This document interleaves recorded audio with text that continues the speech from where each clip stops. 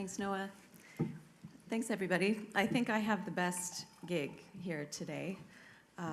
Other people, Robert Wheaton, et cetera, have to come up and offer solutions, and they have to create presentations with charts and graphs and vectors and things like that. And I just get to come here and ask questions of some very smart industry leaders and hear what they have to say. So I'm really pleased to bask in the reflected light of this this panel. I'm looking forward to a great discussion. I'd like to introduce them to you. Sheila Barry, sitting here to my left, is from Groundwood Books. She's the publisher. And in 2013, Groundwood celebrated 35 years of creating award-winning and internationally acclaimed books. Sheila is a frequent speaker at writers' conferences, and she's taught at courses on book production and editing at Ryerson and York universities. She served on the board of the Canadian Children's Book Centre.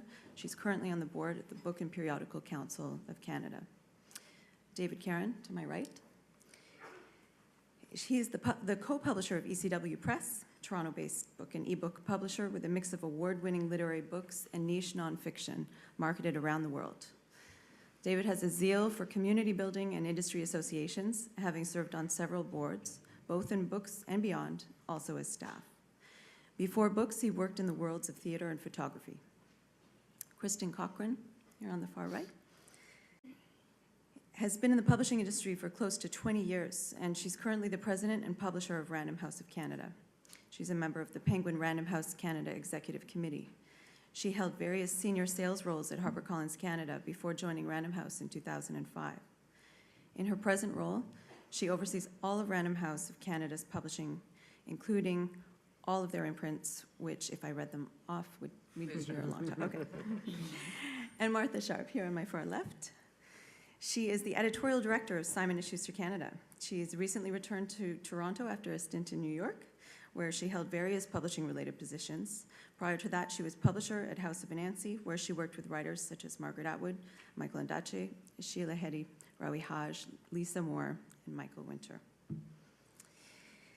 So, we had a really interesting pre-panel email engagement.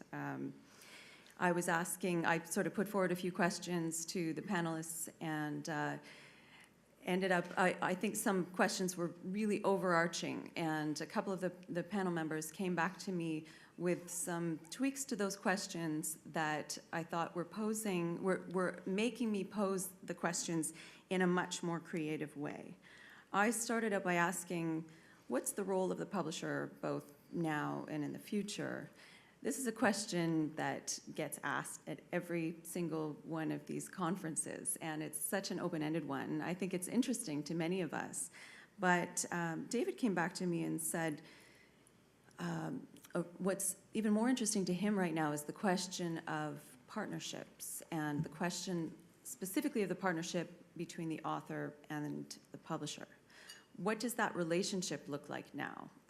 How is that balance shifting, if indeed it is shifting? And what are the author's current expectations of the publisher and vice versa?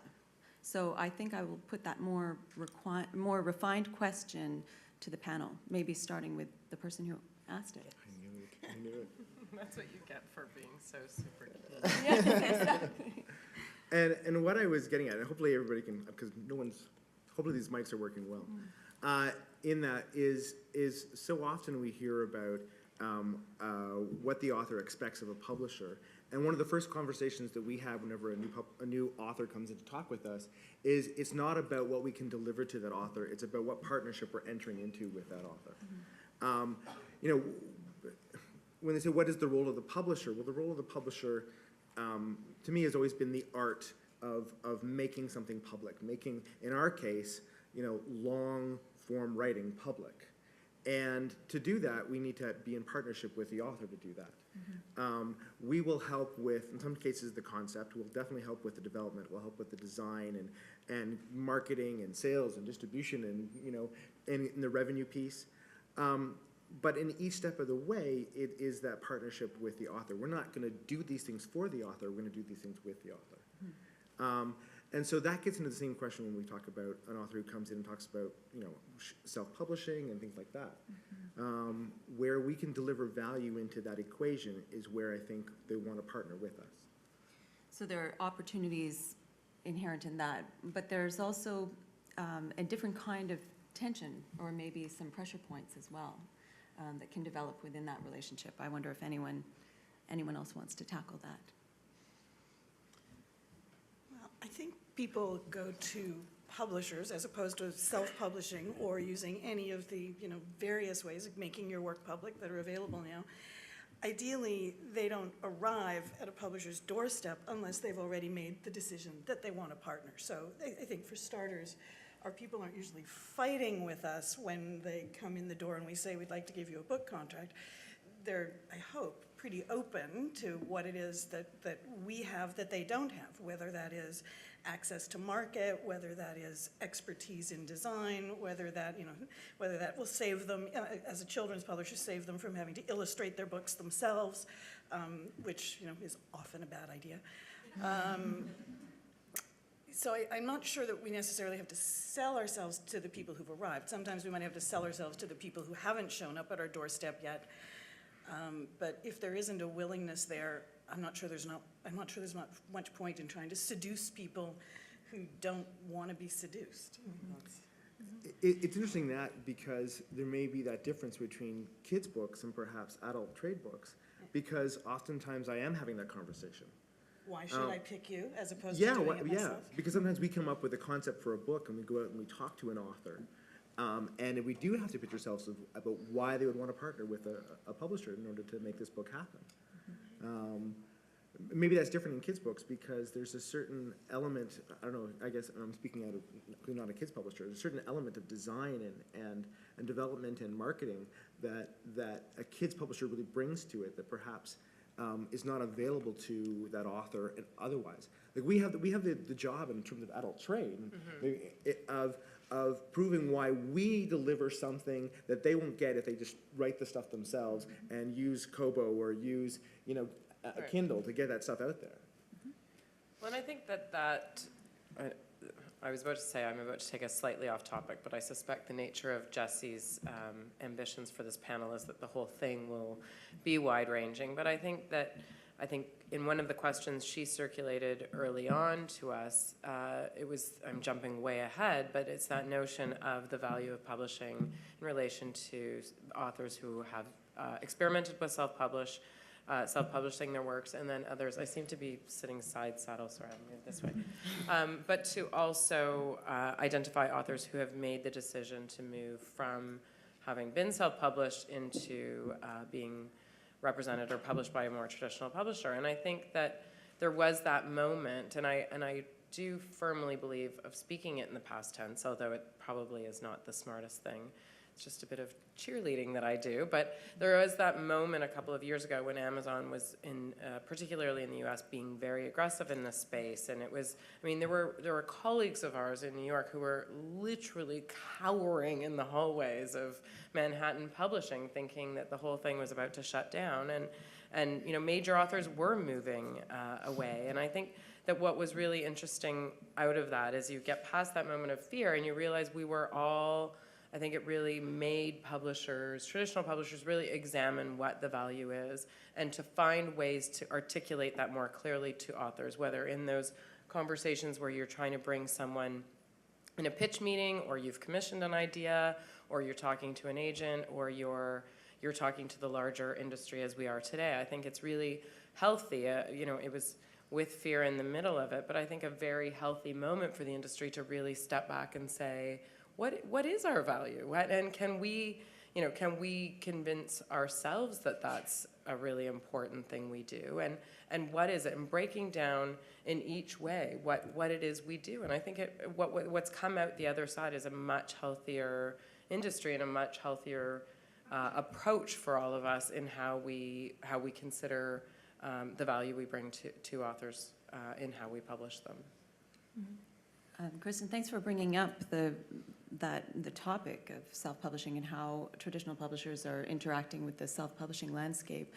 You mentioned one strategy for that, which is articulating more clearly to authors what it is that publishers provide. I'm wondering if anyone can speak to other strategies that you're employing to engage authors or to find them. You know, are there things that you're kind of implementing and institutionalizing within your mandate and within what you do day to day to try to find those authors who otherwise might go it alone, but who could really benefit from being represented by a traditional publisher?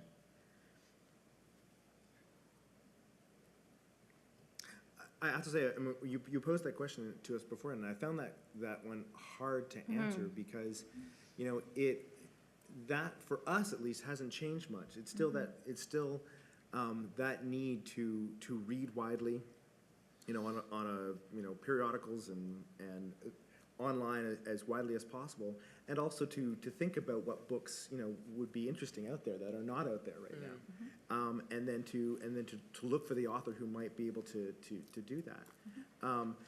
There's what I find sort of more interesting in terms of that area is where authors that have been working in the self-publishing arena or have been working in sort of the hybrid arena is where they might find interest in working for us in terms of ECW as you know, a smaller publishing house, where we fit into that spectrum. And it's going to be books that somehow, you know, Random House doesn't pick up, or it's not sort of in your wheelhouse per se. So, you know, a good example for us is Clockwork Angels, where Kevin J. Anderson and Neil Peart worked with us on a book that was going to be this, you know, novel adaptation of an album, basically. And you know, and at first Kevin said, "Well, you're not going to have ebook rights because I self-publish all my ebooks as an author." But we talked to him over a course of 2 months and talked about the value of being able to market that ebook at the same time as we're marketing the print book, and the ability to, in terms of the cross-marketing of that, to be able to sell more of each. And you know, things that we do in terms of free ebook promotion and things like that. And so he was convinced by that and said, "Sure, why don't you have the ebook rights then for 12 months, and then I'll take the ebook rights back." So that's what we did. Happy with that arrangement. We sold, I can't even remember how many. Has he taken them back? Yeah, he's taking them back now. How many thousands of ebooks? But it did cross-pollinate in terms of sales of both. So I think we were right in saying that you know, give us that 12 months to do this with. Well, which is something the publishers are used to doing, right? I mean, like you suggested, it's not that this is necessarily a new approach. Often when you're courting an author, whether it's in the self-publishing landscape or not, you try to get nimble with your contract and try to figure out, well, you know, we can take points off here in consideration of you coming on this basis. You were talking too about scouting for new material. I'm curious to know about, from your perspective, emerging content trends. I'd love to hear this from every panel member, actually. What are you looking for right now? What is really engaging you? What kinds of authors? What kinds of content? Which categories are really striking your fancy? Martha, maybe we could start with you. I don't know if you can successfully decide I'm going to go and find a book on a specific topic in a certain area. Maybe that does happen. I think it's more a matter of listening really carefully. I mean, I'm an editor, and I think Willa Cather may have said, sorry to drop a literary reference like that, but it's editors engage in a different form of listening. And I think when you're acquiring books and you're building a list and you're building a publishing program, you're out there listening to everything, what people are talking about, what you're, you're just sort of open and always wondering what can turn into a book. And I don't think I can identify specific areas that I'm looking in. I think it's funny when new categories pop up, like new adult. That's my favorite new one, which is really just it's taking that band that goes between YA and adult fiction and then just plucking out like one piece of it. Maybe it's doing something else. as well, but yeah, I don't think there's anything really new under the sun. It's not a science. For anyone who saw, who attended Richard Nash's Yeah. talk earlier, I'd say that you're definitely the kind of editor who can eat robots. Sorry for those of you who weren't, that won't make any sense. Tasty. Yeah. Yeah, I do think, I mean, when I'm putting a list together, for me, it's not so much about a single topic or a single hot thing. It's about balancing a list as a whole. So it's my job to make sure that my list as a whole is going to keep the people I work with, and I'm very happy to work with, employed. So it needs to, achieve a certain minimal return on investment in order to do that. Ideally, a maximum return on investment, but we need to keep, we need to keep the operation running. And you need to balance a list with that in mind as one of the factors. I publish for children. There tends to be a missionary aspect to children's book publishers, so we need to do right for the children. So there is an aspect that goes beyond the commercial, and I'm sure that's true for everybody on this panel. But you're balancing all kinds of things. You need to have a book that's going to sell. You need to have a book that's going to break new ground. You need to bring somebody new who's never been published to the forefront, and you need to take those established creators and kind of keep pushing them out there so they don't, so they actually have careers and, get to live and not starve to death. So there are so many different pieces across an entire list that it's hard to talk about a new thing, I think. It's about balancing new things and old things. Yeah, and trying to make sure the sum of the equation actually works.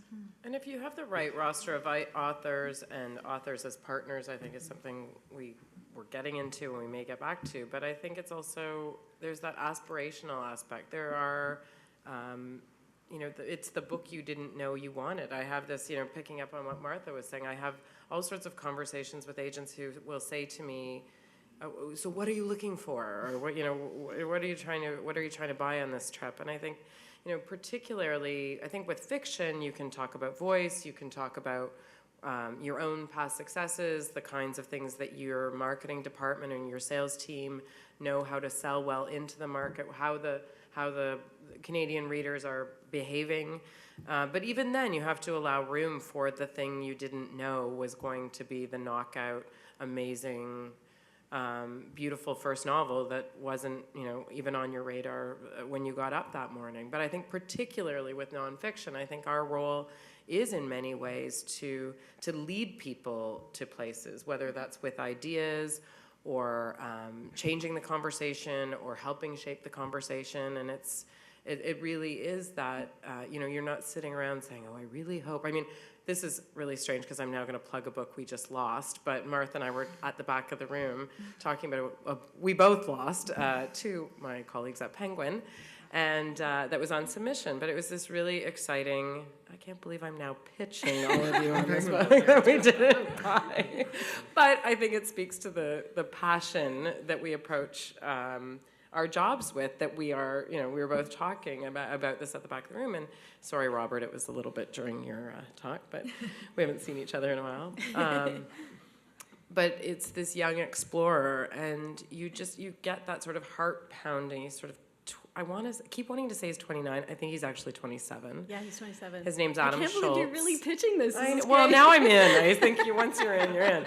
But I think the point I'm really trying to make is, no one, we have ideas meetings, we talk about the kinds of books authors we want to bring onto the list, the kind of nonfiction we want to publish, and no one, we have a really nice breadth of an editorial team at Random House in lots of different imprints, and people have overlapping taste, and then there's a real curiosity out there among the readers, the people who engage newspapers, all of the media that we're all looking for book ideas in, and we'd somehow missed this guy who was out there being profiled as this great young explorer. But no one would have said in an ideas meeting, I'm hoping to find a new explorer, and I really hope we can publish this book. And I think that's the point I'm really trying to make, and I will stop pitching other people's books now. But it's that, no one is sort of getting out of bed in the morning and going to work and saying, I want to find this kind of book. And we do that as well, but more often than not, we have to lead readers there and say, and, and how we package those kind of books, and what kind of jacket we put on it, how we talk to our retailers, how we talk to the media, and how ultimately we talk to the consumers. And partnering with the author is a really important part of that, obviously, and often there's an agent in the mix, but I really think that one of our important roles is to really lead people to the books they didn't know they wanted to read, in the same way we didn't know we wanted to read them before the author came up with the idea. Just a note on the author you wanted to acquire. I was sitting next to Martha at dinner yesterday. On one side, there's Martha. On the other side, there's another colleague who's keeps checking her phone. She wants to buy a house, her first house. Her life savings is on the line. And then I'm looking at Martha, and she has the same look on her face. And I kind of say, what's going on? And she says, I'm bidding on a book. And I say, oh, yeah, it feels the same way sometimes. Sorry, David, go ahead.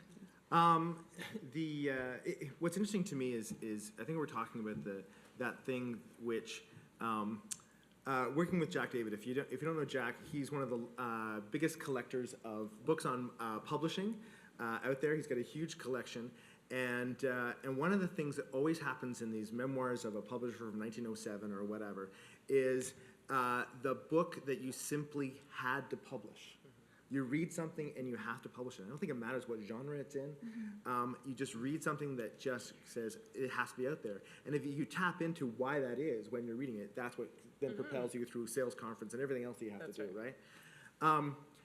That said, I know for us, there are certain things that we follow. I mean, one of the things we have at ECW is that we publish the things that we're passionate about. And I mean that in terms of certain editors will then say, you know what, there's not enough books about this, about wrestling. You're Michael Holmes, and you say, there's not enough good books about wrestling out there. I want to acquire books about wrestling. I'm going to go out and I'm going to try and find those things. And that happens again and again. So for Jack, it was, there's not enough Canadian authored mysteries out there. I want to publish Canadian authored mysteries. I want to do that. For me, it's about Canadian written fantasy and things like that. And so we look for books that are like that. So that's where it gets difficult, because then you're looking, you can say in that meeting, yeah, I'm looking for fantasy, but then you still get pitched 100 things, of which 99 things are just not what you're looking for. So it really still comes down to that same thing, that book you simply have to publish. I'd like to move a little bit from acquisition to dissemination and marketing. We've been talking about this a lot today, but I think we're all curious to know from this particular panel's point of view, what new vehicles have publishers found for disseminating their books? What's successful, or what's been successful? What's working, what isn't? I'm curious to know what has really surprised you in terms of things that you thought would really work for both distribution, new distribution models, or new ways of marketing your books, things that worked, things that didn't work. In terms of marketing, I'm just going to jump in. I mean, I was thinking about the author-publisher relationship as well. I mean, I do think I had an author say to me, or someone thought I was about to sign, say, well, I'd really love for you to publish the book. I don't do appearances. I don't go anywhere. I stay home. I don't want anyone to talk to me ever. I'm like, wow, this is really so not going to work this way. I think that, and it was, someone who had published for, over the last 30 years. I'm like, things are actually a little bit different at this point. We actually do expect, and I know that there's sort of problems with authors, that some authors feel abused, possibly in being asked to get out of their bedrooms and put clothes on and show up. It seems to me that this is not an unfair thing to ask, of a human being, that they actually want to talk about the book that they've written, however sweet and shy, woodland creature-like they may be. You sort of think that, there's got to be an occasional sighting.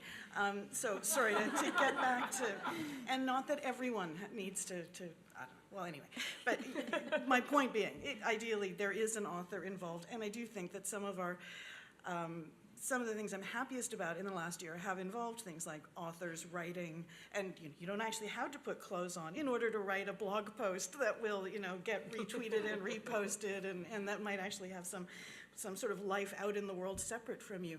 It does raise another question of asking people to write, who write for pay, to write not being paid, and that's one I have more sympathy with in a lot of ways. So I think you have to be careful about the amount that you ask people to give away for free, given how little money they're often making to start with from the sales of their books.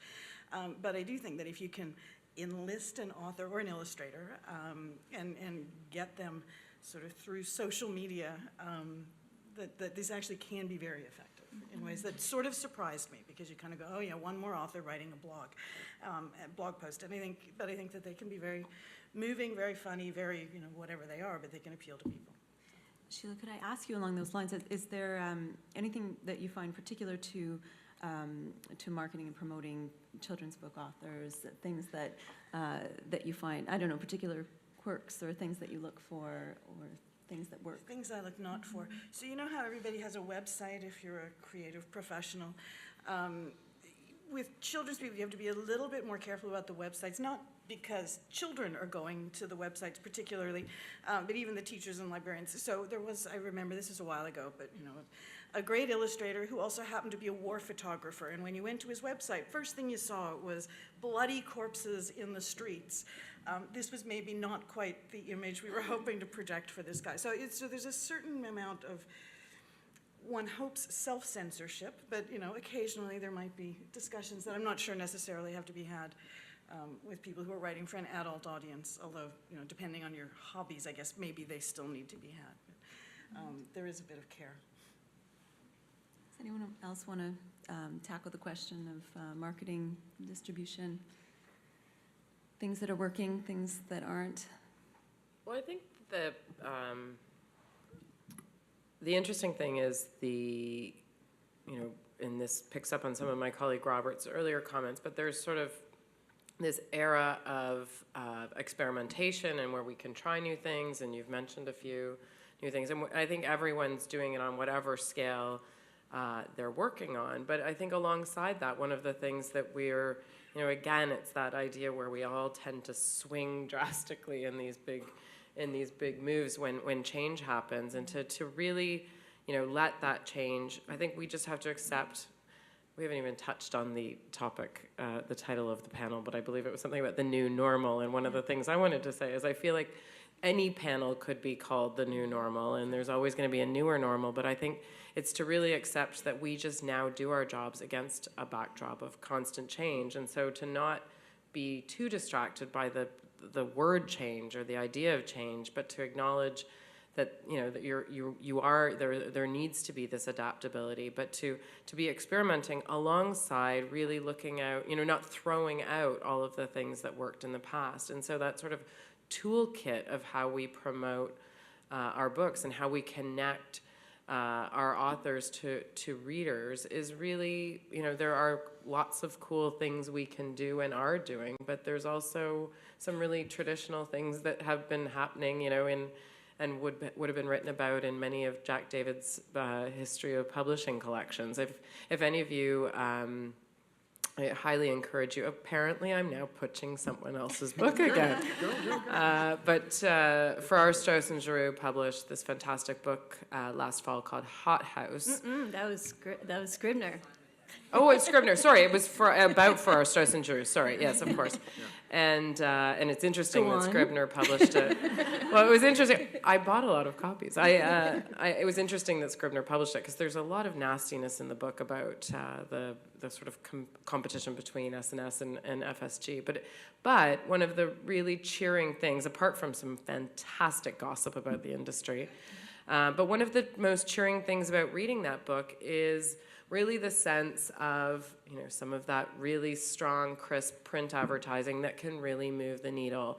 Getting an author into a bookstore and getting media for that author by being in the bookstore. I mean, I think there are these things that alongside the digital world and all of the other opportunities we have through social media and websites, and of course we have Hazlitt and many of our colleagues are here. I mean, there's all these great things. I'm so proud of the experimentation we do, but I'm also really committed to, us examining as much as possible the things that are really traditional, and just because they're traditional, not chucking them out because there are new ways of doing things.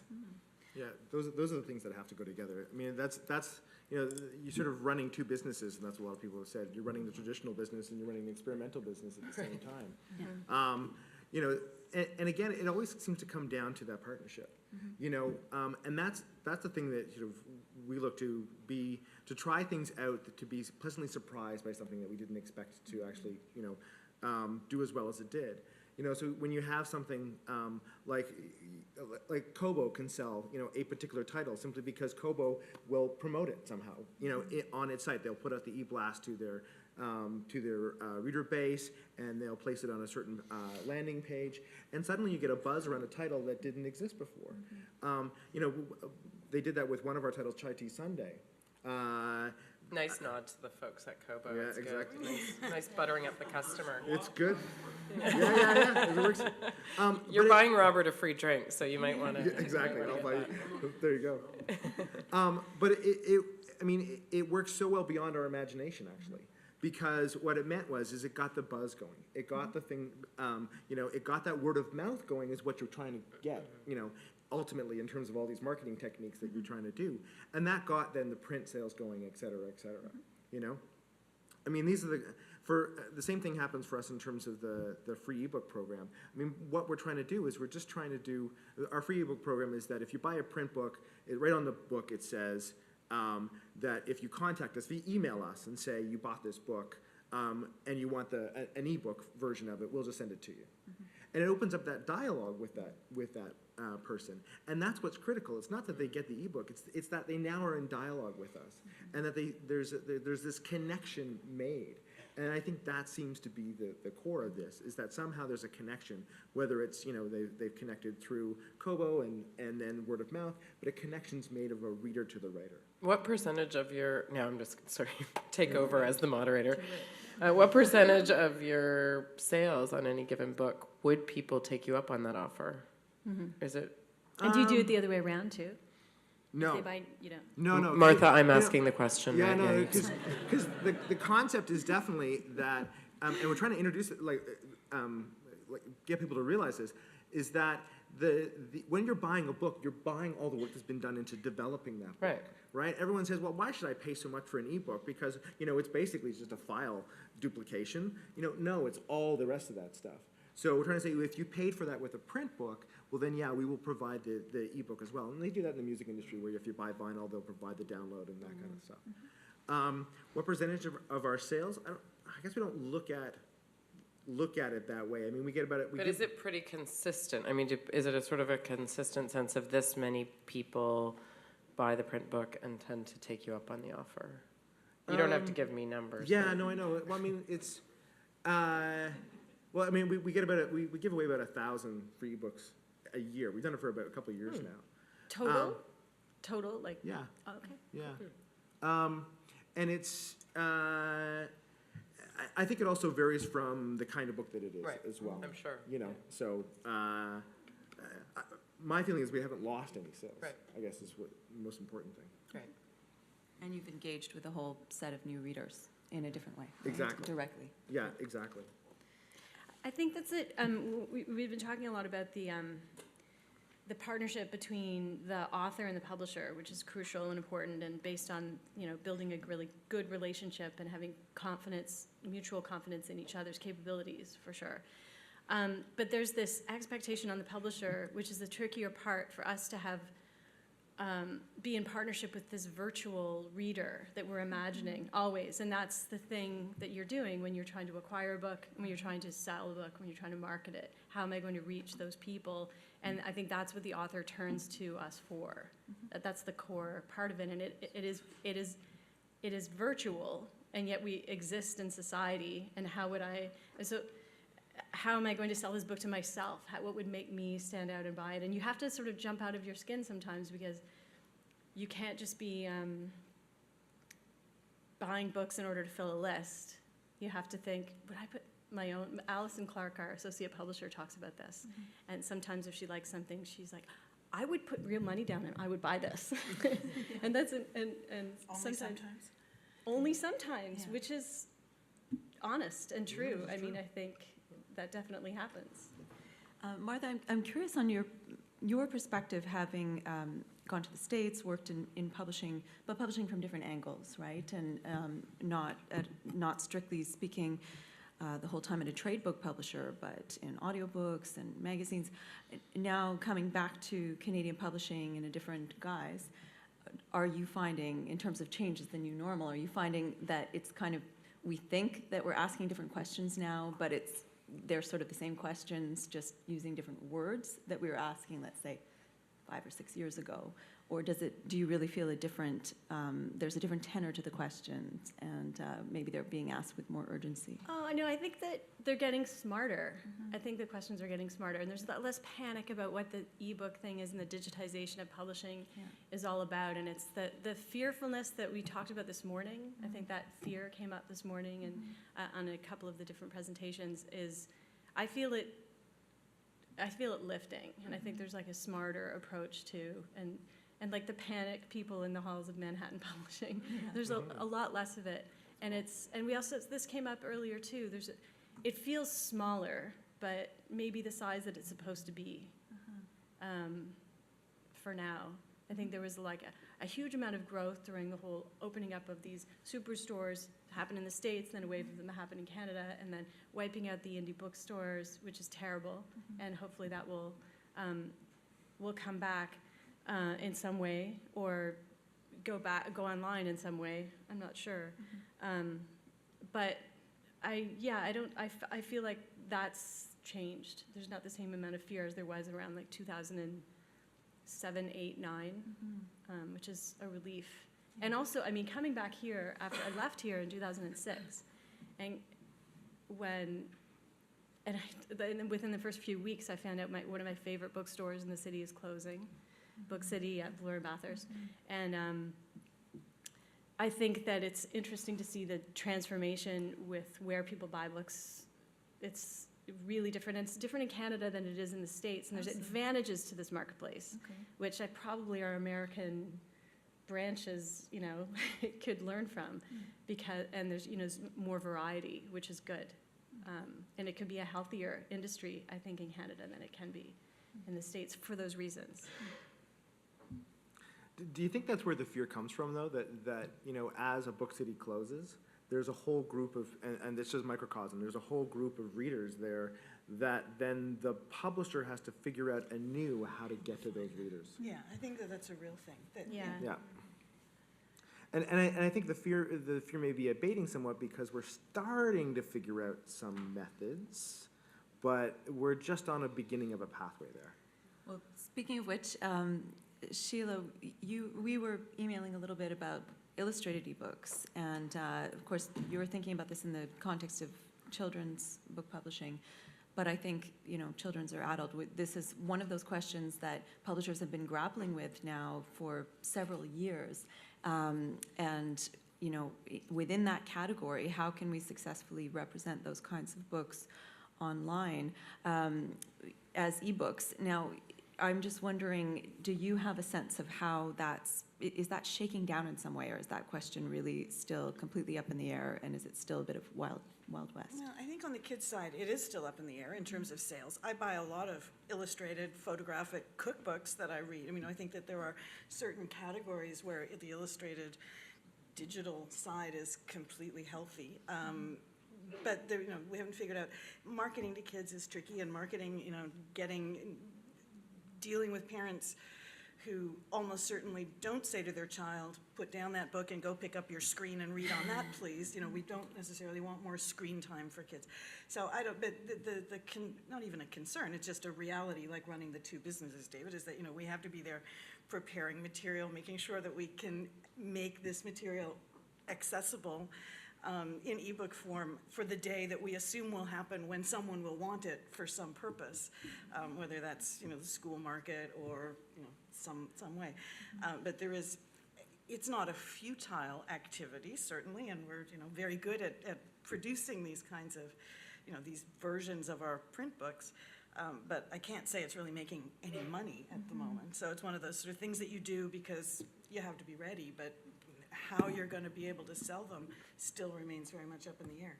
So is it still really a form of experimentation for most publishers, producing enhanced ebooks that are full of bells and whistles and Well, I'm not even talking about enhanced ebooks Right. with bells and whistles. Illustrated Right now. I'm talking slash about just ebooks with pictures that, actually tie to the text in a very rudimentary kind of way. Yeah. Bells and whistles, wow, that's like a dream that, we're not quite there yet. I don't know, sorry. But I think it goes to the question of focus and priorities. I mean, I think we're all very smart people. We're very lucky to work in an industry where people came into it and in most cases could have done, almost anything for a lot more money. And so I think we could all be put in this room or in any of our offices and sat down and asked to come up with come up with 10 ideas for great enhancements or something you could do to, sell an ebook in a more interesting way. But I think we have to really focus when you have all of these things going on concurrently. And now I love David's idea that we've got these sort of separate businesses. We've got more businesses than we realized we have that we're running at the same time. But are the readers there? No. Are our retailers, our ebook retailers banging on our door, begging us to do this stuff? I'm not hearing that. And so why, it's like we've created a problem that isn't really something that we should be solving here. I think Sheila's point is really well taken. Of course, in parallel, as everything's developing, get things ready. Don't ignore that there's going to be a market at some point. But I think let's not, again, it's like my earlier point about throwing out all the sort of traditional means of reaching readers in place of going after, the new opportunities. I think it's the same thing with illustrated and complex ebooks.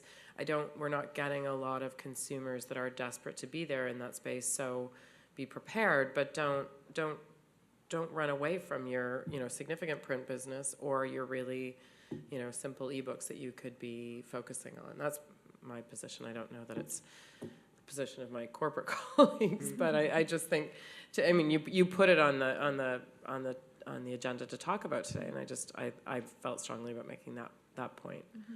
I think one thing that's good about it, just to put the other side, is that when even if that book isn't a success, and we haven't had an enhanced ebook success, I don't think it's important to develop those competencies. That's right. So that you can do that. So that when it does happen, you are able to make it happen.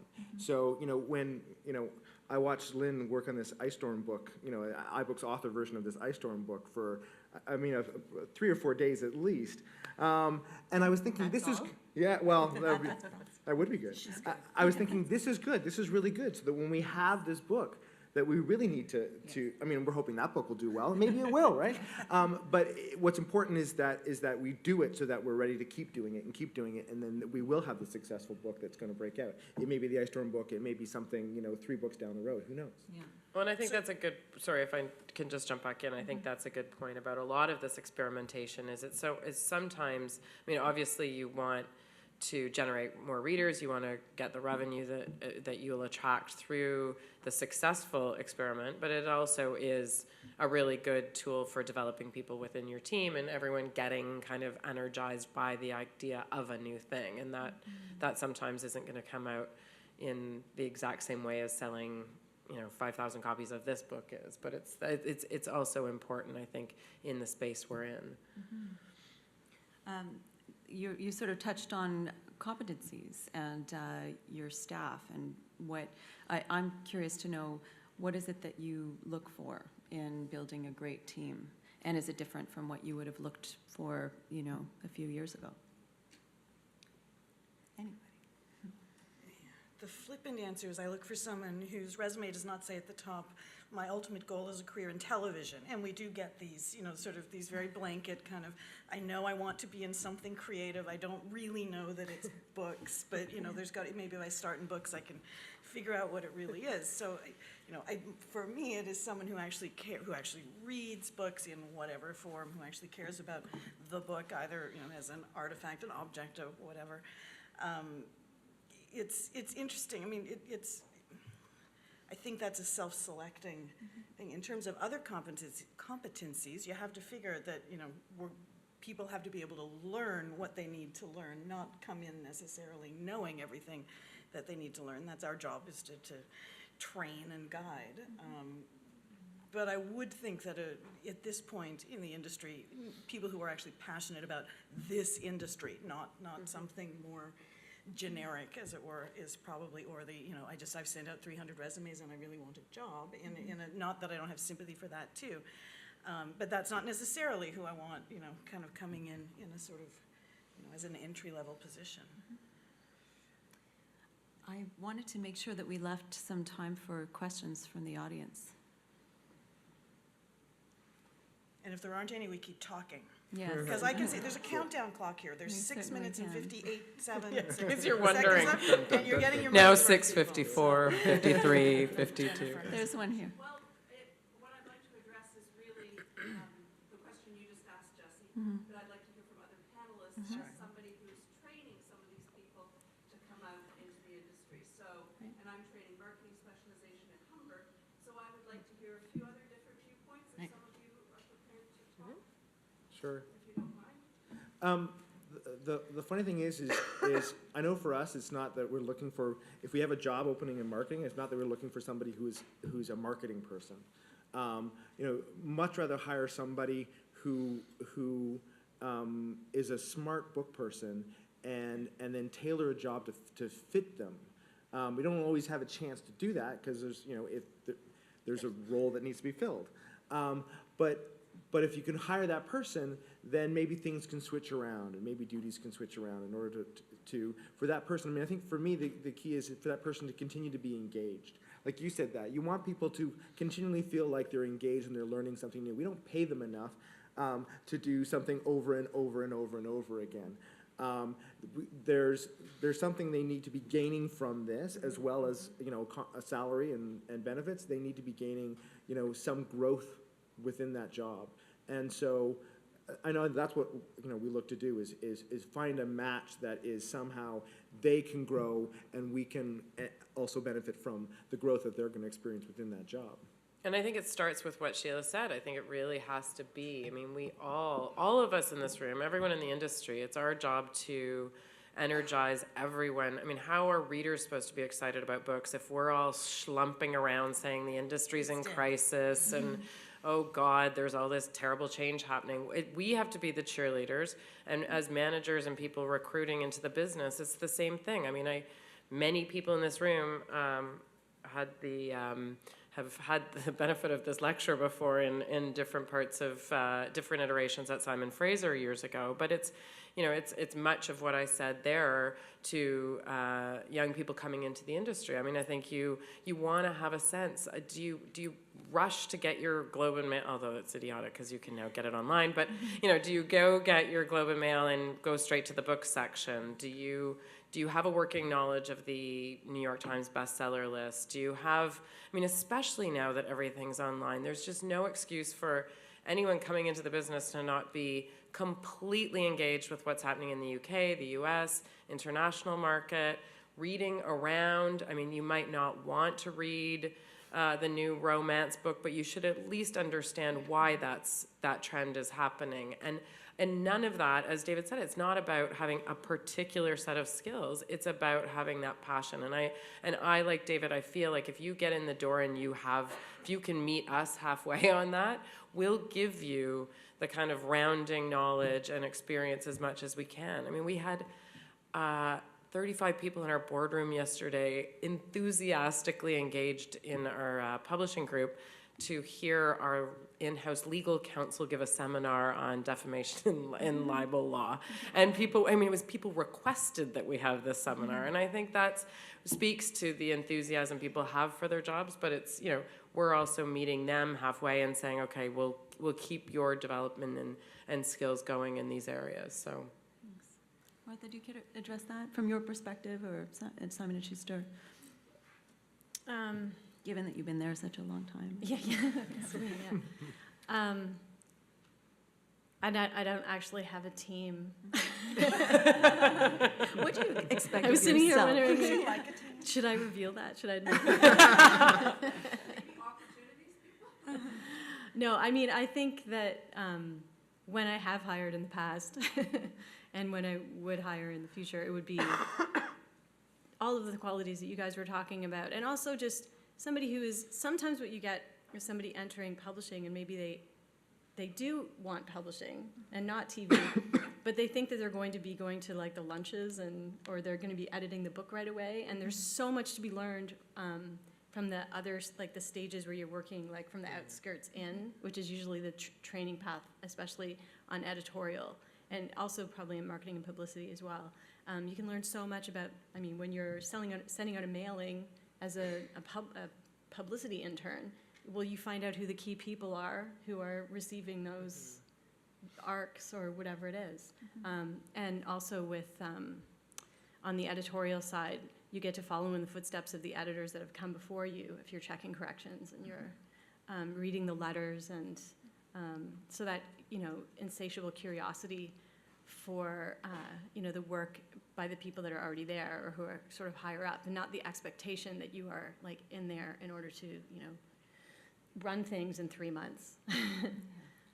And it goes back to I think what Robert said. I mean, you want somebody, for me, you want somebody not just do the publicity mailing, but as they're doing it to think, okay, why is it done this way? Yeah. Yeah. Good point. You want the upstarts, basically. Yeah, Yeah. I exactly. actually like people who think they're going to run the place in 3 months. I mean, that, Absolutely. I can step. I think that's okay. I'll send them your way. Okay. I think we might have time for another question. We have 1 minute and 9 seconds. Yes. Kristin, you talked about, non-union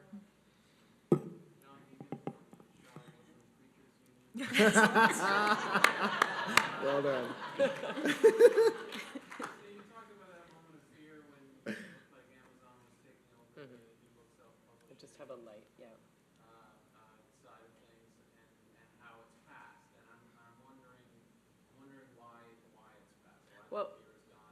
Do you feel that Amazon sort of let it go, or that you just got ahead? No, and I should probably be clear. I should be clear that I said, and I realize how I said that was as though I was speaking for all of New York publishing and all of us, and that's not true. I just think, I mean, there's still, I mean, Amazon is Amazon. They are ambitious and they are still publishing. I just think that we have gotten better at. I think it forced everyone to better think through what our value was. And it doesn't mean the threat doesn't still exist, and that there are threats in every direction. But I think it was a really important time for publishers to really spend that time to say, oh, what is it that we do? And to have those conversations with authors. I mean, I had many of those conversations with authors, and I do feel like what's come out the other side is a healthier conversation that I'm now consistently having, that we were kind of afraid to have before, I think, for fear that it was going to upset the dynamic. And I think that goes back to the partnership, and I'm getting really terrified because there are 38 seconds left. I don't know that I answered your question. I mean, I guess... It's not zero. I'm so glad you guys That's are the keeping end. track. it's strangely addictive. I lost oh, track it's after starting up again. Starting again.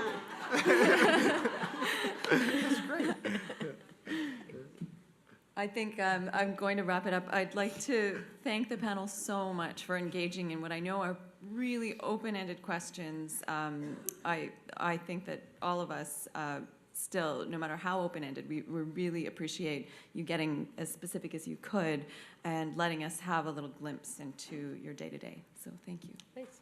Thank you, Jesse. Thank you.